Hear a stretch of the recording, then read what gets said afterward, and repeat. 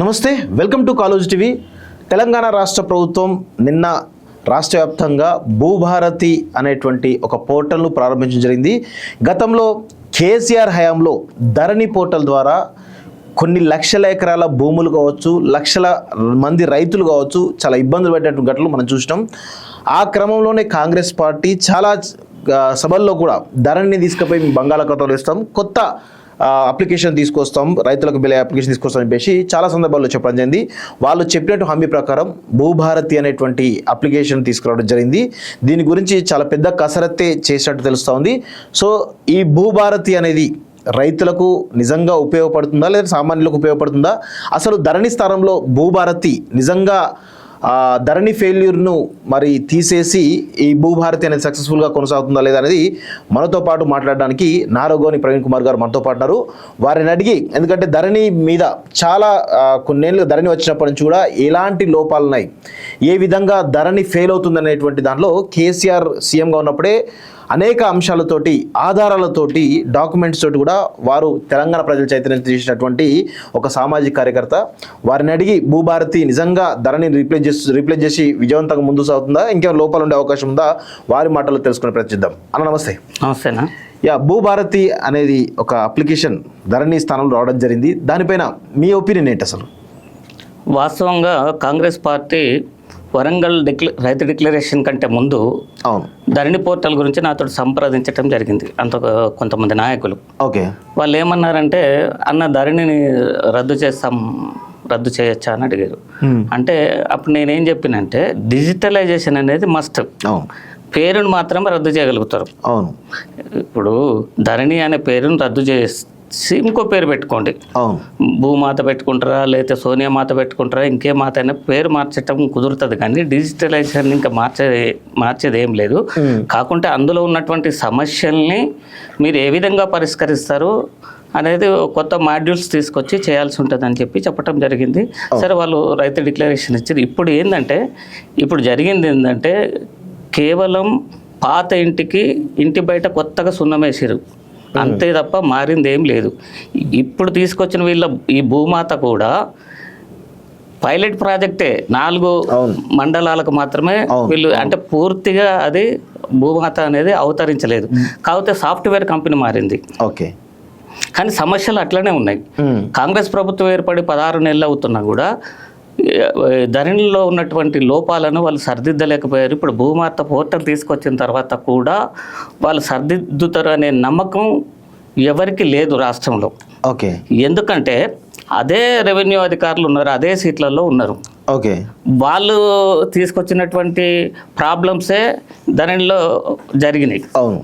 ప్రభుత్వ భూమిని ప్రైవేట్ భూమిగా చూపించటం, ప్రైవేట్ భూమిని ప్రభుత్వ భూమిగా చూపించటం,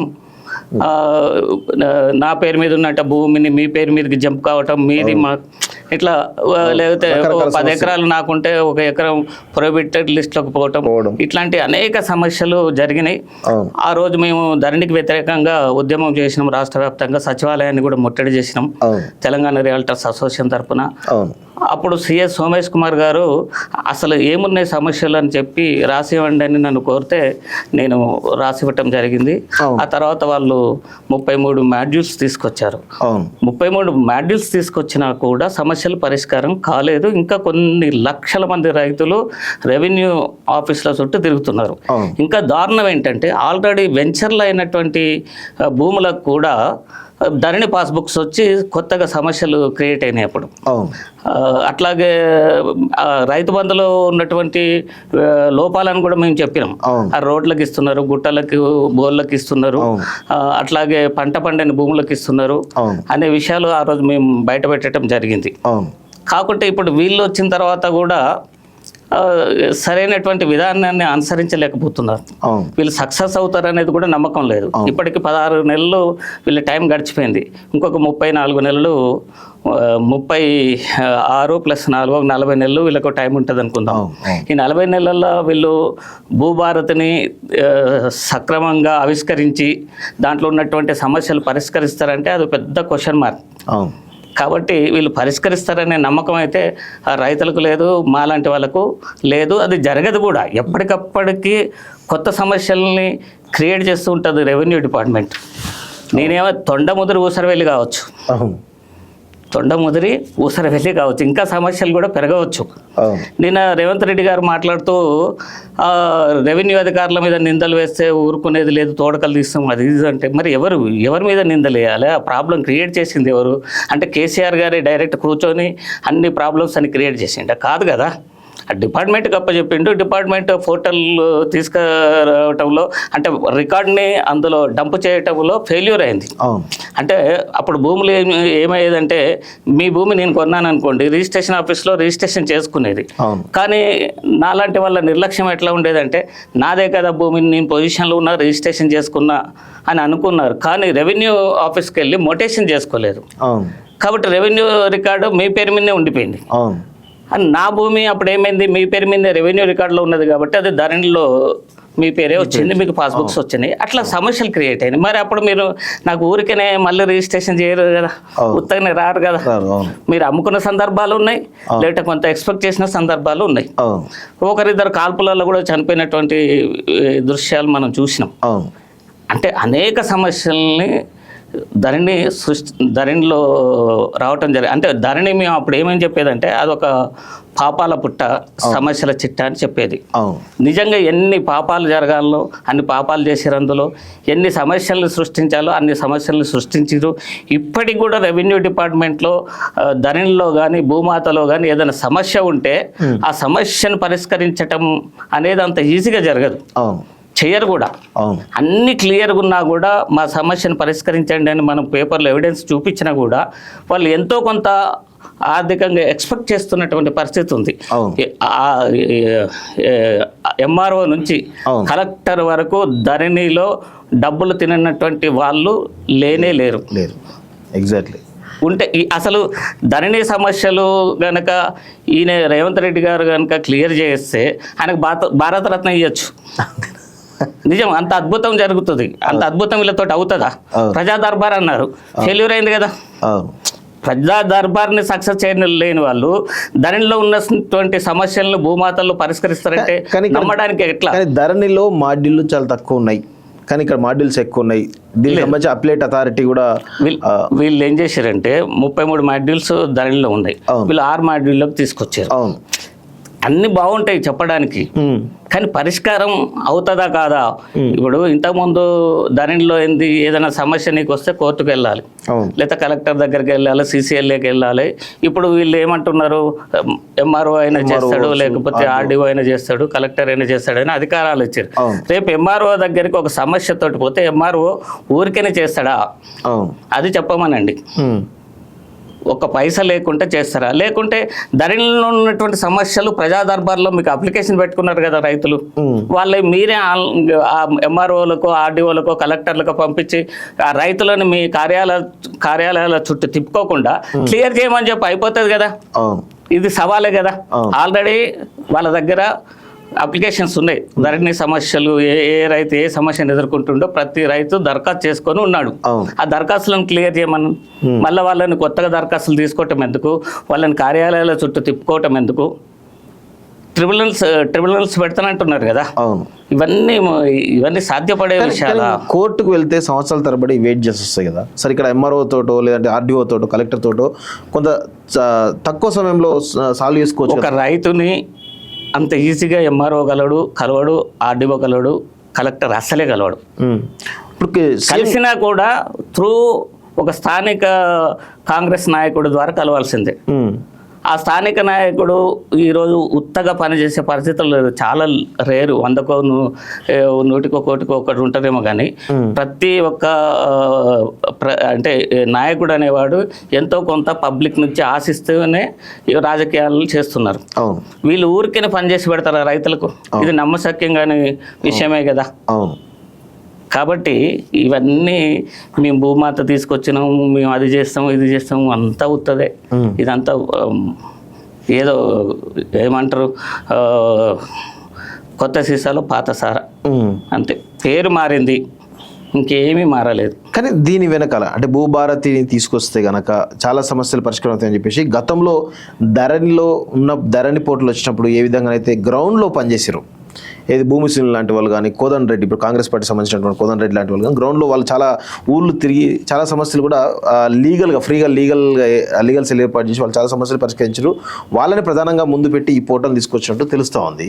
సో అందులో అంటే భూమిశ్రీని గారు కానీ లేదంటే ఇటు కోదండరెడ్డి లాంటి వాళ్ళు చాలా మంది వ్యక్తులు ఎవరైతే ఉన్నారో, లక్కిరెడ్డి లాంటి వాళ్ళు ఉన్నారు, లచ్చిరెడ్డి లాంటి వాళ్ళు ఉన్నారు. సో వీళ్ళందరూ మీరు అన్న సమస్యలు వాళ్ళ దృష్టిలో లేవంటారా? ఉన్నాయి. వాళ్ళు ఊరూరు తిరిగి కనుక్కున్నది కొత్తగా ఏం లేదు. ఆల్రెడీ దరఖాస్తు అయి ఉన్నాయి ధరణిలో. సమస్యలన్నీ మొత్తం ముందే వాళ్ళకి తెలుసు. ఆ కమిటీని మనం శంకించటం లేదు.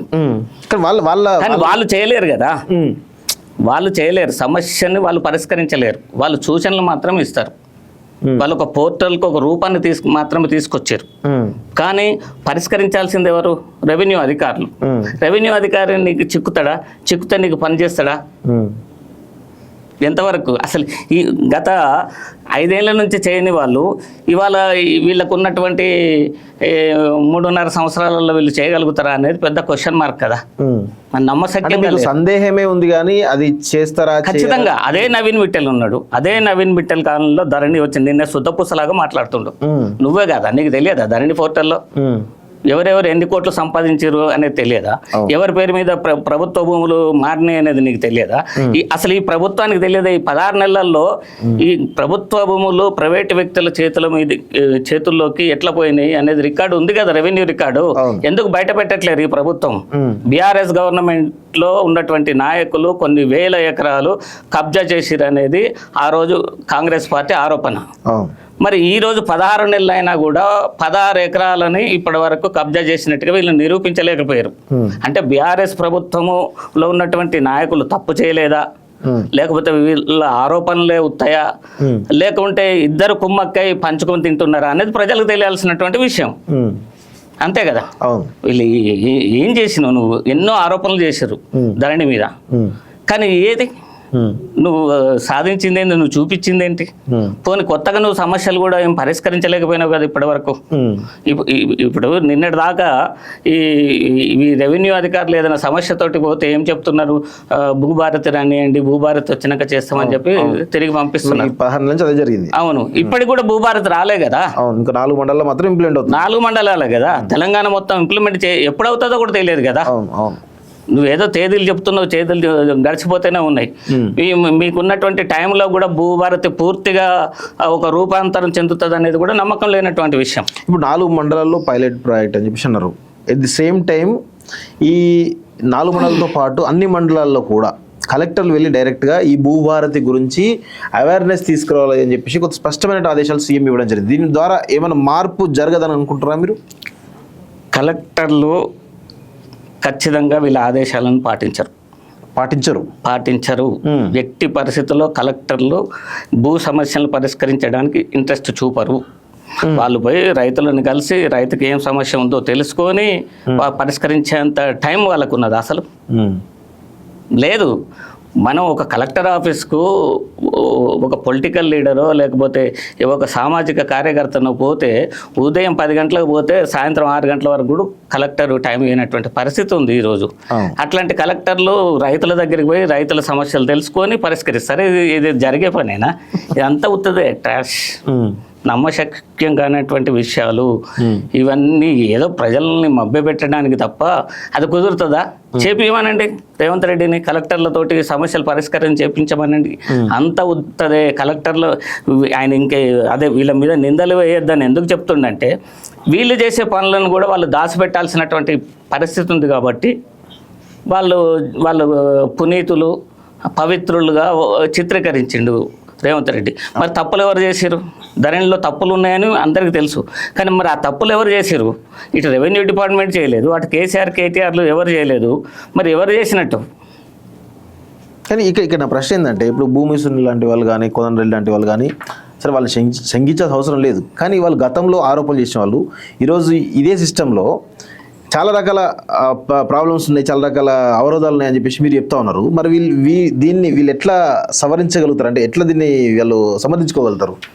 ఇప్పుడు రెవెన్యూ సమస్యలు అనేటివి రాచపుండు లాంటివి, అవి ఎప్పుడు పరిష్కారం కావు. కొత్తగా క్రియేట్ అవుతూనే ఉంటాయి. వీళ్ళు కొత్తగా క్రియేట్ చేయకుంటుంటే చాలా సంతోషం. ఉన్న సమస్యల్ని ఒక కట్ ఆఫ్ డేట్ పెట్టమనండి.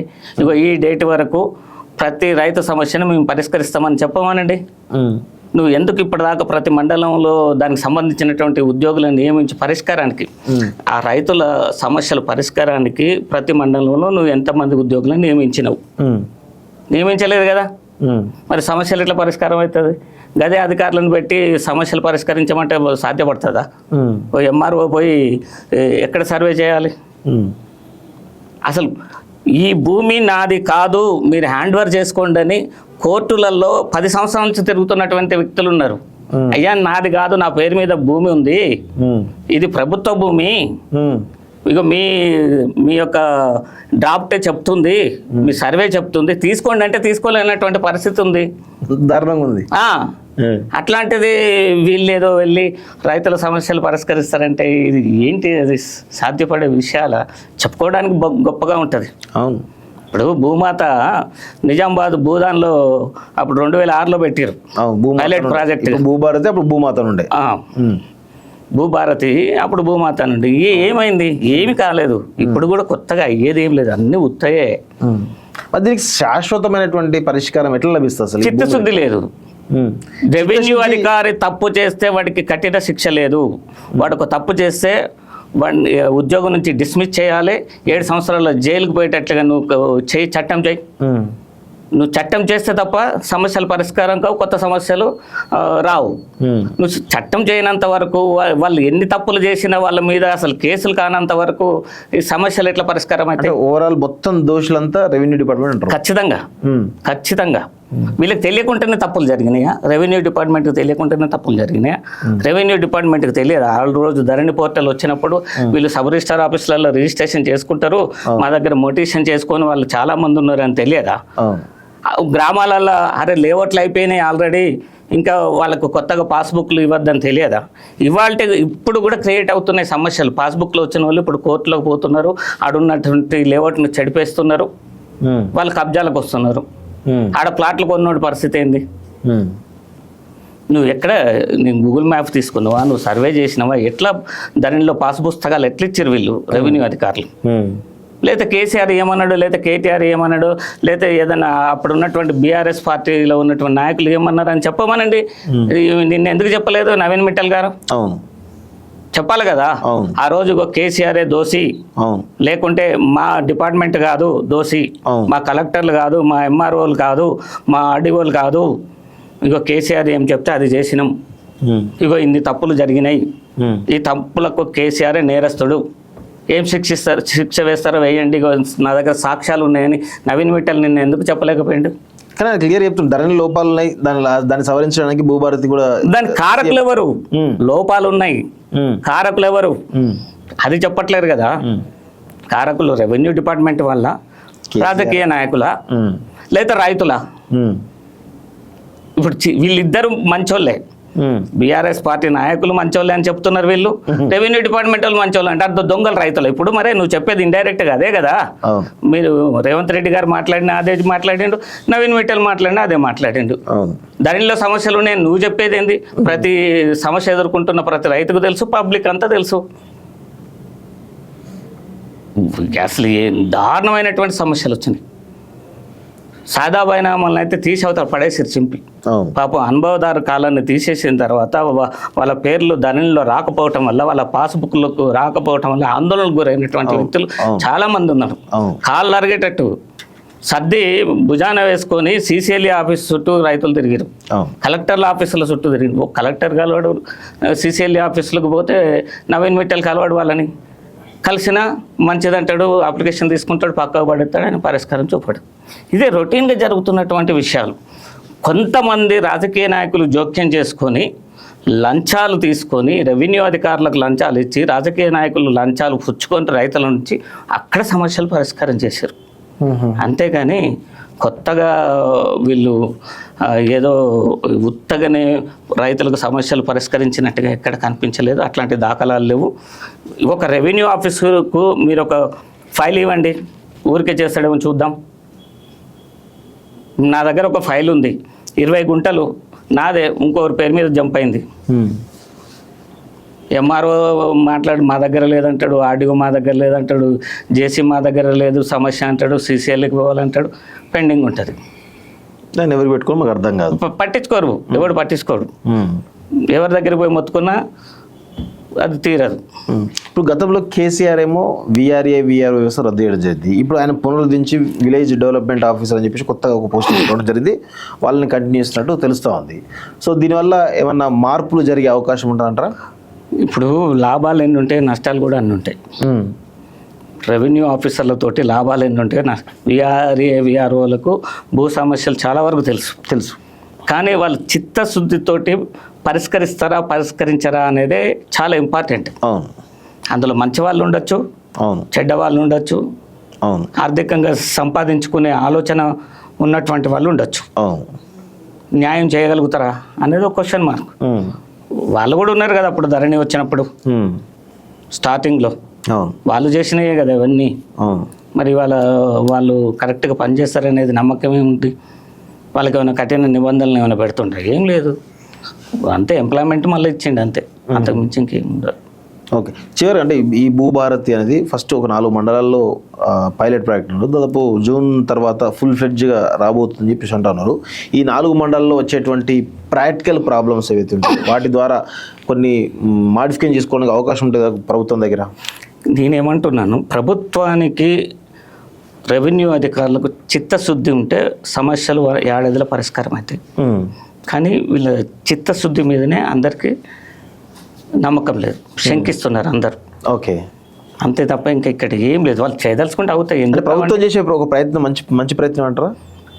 ఇప్పుడు ప్రయత్నంలో లోపాలు ఉన్నాయంటున్నా. ఓకే, ప్రయత్నం సక్సెస్ అవుతుందా అంటున్నాను. మంచి ప్రయత్నం అడిగేయలేదు అంటే ధరని నువ్వు చేస్తానని చెప్తున్నావు, చేయలేదు ఇంకా. అవును, నువ్వు చేసినప్పుడు కదా. అవును, నువ్వు చేయలేదు. ఇక నేను భూభారతి తీసుకొచ్చినా ఇక అసలు భూ సమస్యలే ఇక్కడ ఉండవని నువ్వు చెప్తున్నావు, సంతోషమే. కానీ నువ్వు చేసినప్పుడు కదా నీ గొప్పతనం తెలిసేది. నువ్వు చేయనంతకాలం మొత్తం మాటలు చెప్తే ఏం లాభం? నువ్వు జూన్లోనో జూలైలోనో పూర్తిగా భూభారతిని ఆవిష్కరిస్తామనే నమ్మకం కూడా లేదు కదా. ఇప్పుడు 16 నెలల నుంచి పైలట్ ప్రాజెక్టులు పట్టుకొని వచ్చినాం ఓ 4 మండలాలలో. మరి పూర్తిగా అన్ని మండలాల్లో అది విస్తరించడానికి ఎంత టైం పట్టచ్చు? పట్టినా కూడా నువ్వు సమస్యలు పరిష్కరించడానికి ఎంత టైం పడుతుంది? నువ్వు దానికి ఒక కాలపరిమితి పెట్టి ప్రతి మండలంలో ఉన్నటువంటి సమస్యలు ఈ మండలంలో 1 నెల రోజులలో ఈ రెవెన్యూ అధికారులు సమస్యలు పరిష్కరించాలి చెప్పమని చేయమని ఛాలెంజ్ చేసి జిల్లాల వారిగా డివైడ్ చేసి చేయమని జిల్లా ప్రతి కలెక్టర్కు ప్రతి ఎంఆర్ఓకు ఆ రికార్డులు ఎక్కడెక్కడ తప్పులు జరిగినాయి ఆ దరఖాస్తులు ఇచ్చి వీటిని క్లియర్ చేయండి అంటే క్లియర్ చేయమంటే వీళ్ళు ఏం చేస్తున్నారు? తిరస్కరిస్తున్నారు దరఖాస్తుని, సమస్యను పరిష్కరించట్లేరు. పరిష్కరిస్తే క్లియర్ అయినట్టు, దరఖాస్తుని తిరస్కరిస్తున్నారు, పెండింగ్ ఏం లేవని చూపిస్తున్నారు. వీళ్ళు చేసే పని అది. వీళ్ళు అసలు ఎన్ని పరిష్కరించారు? 33 మాడ్యూల్స్ వచ్చినప్పుడు కొన్ని సమస్యలు పరిష్కారం అయినాయి, ఖచ్చితంగా పరిష్కారం అయినాయి కొన్ని సమస్యలు. ఇప్పుడు వీళ్ళ 6 మాడ్యూల్ని అన్ని సమస్యలు పరిష్కరిస్తామంటున్నారు, సంతోషం. కానీ ఆ రెవెన్యూ అధికారులకు కనుక ఖచ్చితమైనటువంటి నిబంధనలు పెట్టకుండా వాళ్ళు తప్పు చేస్తే కఠిన శిక్షలు ఉంటాయనే భయం లేకుంటే ఆ సమస్యలు ఎప్పటికీ పరిష్కారం కావు. ఆ దిశగా ప్రభుత్వం ఆలోచన చేయాలి. అంతేగాని రెవెన్యూ అధికారుల మీద నిందలేస్తే ఒక్కొక్కటి తోలు తీస్తా అది తీస్తా ఇవన్నీ మాటలు మరి ఎవరు చేసారు? నువ్వన్నా చెప్పాలి కదా. ఇప్పుడున్న సమస్యలు సృష్టించిన వాళ్ళు ఎవరు? రైతుల, పొలిటికల్ లీడర్సా, రెవెన్యూ అధికారులా? అది చెప్పట్లేడు కదా. వాళ్ళ మీద నిందలే వేద్దంటుడు. అంటే వీళ్ళకి రేపు ఏదైనా పనులు చేయాలంటే వాళ్ళే కదా, వాళ్ళతోటే. అసలు రాజకీయ నాయకులు అక్రమంగా సంపాదించడానికి ప్రథమంగా భూమే కనబడుతుంది. అత్యధిక సంపాదన భూమి ద్వారానే వస్తుంది. వీళ్ళు అక్రమంగా రికార్డులు మార్చుకునేది భూమి ద్వారానే. ఇప్పటికీ ఇప్పుడు ఉన్నటువంటి ప్రతి లీడర్ ఆల్రెడీ దుకాణం తెరిచారు. మొటేషన్లని అవని ఇవని ప్రతి ఒక్క లీడర్ దుకాణం ఎవరి వాళ్ళే ఎక్కడ పడితే అక్కడ చేయించుకుంటున్నారు, సంపాదించుకుంటున్నారు. అంతకు తప్ప ఇంకా రైతులకు వీళ్ళు కొత్తగా చేసేది ఏం లేదు. వీళ్ళు ఇచ్చినటువంటి రైతులకు ఇచ్చినటువంటి హామీలను కూడా వీళ్ళు ఇప్పటివరకు నెరవేర్చినటువంటి పరిస్థితి ఉంది. చివరిగా ప్రభుత్వానికి అంటే ధరల్లో ఉన్నటువంటి అనేక సమస్యలు మీరు ప్రజలు చూపించినటువంటి క్రమంలో భూభారతి కూడా మీరు చూశారు కాబట్టి ప్రభుత్వానికి మీరేం చెప్పదలుచుకున్నారు? అసలు నేను ఏమంటున్నా అంటే రేవంత్ రెడ్డికి చిత్తశుద్ధి ఉందనుకుందాం, మీకు చిత్తశుద్ధి ఉంది, సమస్యలు పరిష్కరించాలని భూభారతిని తీసుకొచ్చారు, సంతోషం. కానీ ఆ భూభారతిలో ఉన్నటువంటి సమస్యల్ని ఏ టైం వరకు మీరు క్లియర్ చేస్తారు, ఎంత కాలం వరకు, ఆ కాల పరిమితి పెట్టండి. ప్రతి ఎంఆర్ఓ ఆఫీసులో ఎన్ని దరఖాస్తులు ఉన్నాయో ఆ దరఖాస్తులని ఇన్ని రోజులలో మీరు పరిష్కరించండి. పరిష్కరించకపోతే మీకు పనిష్మెంట్ అనేది, మీరు తప్పు చేస్తే మిమ్మల్ని క్రిమినల్ చర్యలు తీసుకుంటామని చెప్పమనండి. అప్పుడు తప్ప పరిష్కారాలు కావు. ఇంకా కొత్త సమస్యల్ని రెవెన్యూ డిపార్ట్మెంట్ సృష్టిస్తుంది, మనం చూడబోతున్నాం. ఓకే అన్న, థ్యాంక్ యూ వెరీ మచ్. ఇది మొత్తానికైతే నారగోని ప్రవీణ్ కుమార్ గారితో ఈ భూభారతి అనేది ఏ విధంగా, అంటే చాలా రకాల సందేహాలు ఉన్నాయి అని చెప్పేసి చాలా స్పష్టంగా చెప్తున్నారు. ధరణికి భూభారతికి మధ్య ఖచ్చితంగా రెవెన్యూ డిపార్ట్మెంట్ ఉన్నటువంటి అధికార యంత్రాంగాన్ని మీరు సరైన రీతిలో పెడితేనే ఈ సమస్యలకు పరిష్కారం లభిస్తుందని చెప్పేసి చాలా స్పష్టంగా చెప్తున్నారు. మరి ప్రభుత్వం ఎలాంటి నిర్ణయం తీసుకుంటుందో చూడాల్సిన అవసరం అయితే ఉంది. చూస్తూనే college TV. Thank you very much.